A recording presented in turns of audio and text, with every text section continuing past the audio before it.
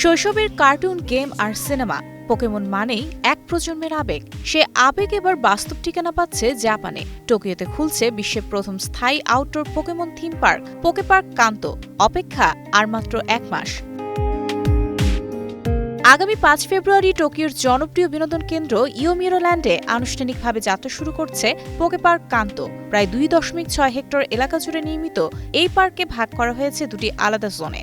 এর একটি Pokemon forest. প্রাকৃতিক পরিবেশে তৈরি এই ট্রেলে হাঁটতে হাঁটতে দর্শনার্থীরাও আবিষ্কার করবেন পরিচিত পোকেমন চরিত্রদের।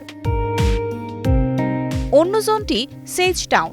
এখানে রয়েছে পোকেমন থিমের দোকান, লাইভ শো, খাবারের আউটলেট আর এক্সক্লুসিভ মার্চেন্ডাইজ, যা এই পার্ক ছাড়া আর কোথাও পাওয়া যাবে না। টিকিটের জন্য আবেদন শুরু হয়েছে ২১ নভেম্বর ২০২৫ থেকে। ফুল অ্যাক্সেসের পাশাপাশি শুধু সেজ টাউন ঘুরে দেখার টিকিট রয়েছে। চাহিদা বেশি হয় আগেভাগে আবেদন করার পরামর্শ দিচ্ছেন আয়োজকরা।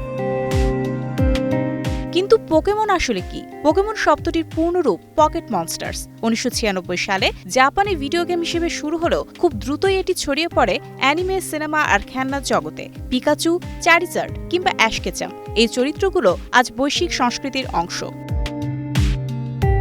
বন্ধুত্ব, চেষ্টা আর নিজের সীমা ছাড়িয়ে যাওয়ার গল্পই পোকেমনকে প্রজন্মের পর প্রজন্মের কাছে জনপ্রিয় করে রেখেছে। এই জনপ্রিয়তারই বাস্তব রূপ পোকেপার্ক কান্তো। কার্টুনের পর্দা পেরিয়ে পোকেমন এবার বাস্তবের দুনিয়ায়। শৈশবের কল্পনার সঙ্গে বাস্তবতার এই মিলন পোকেমন ভক্তদের জন্য নিঃসন্দেহে এক বিশেষ অভিজ্ঞতা। Mario Sen, star news.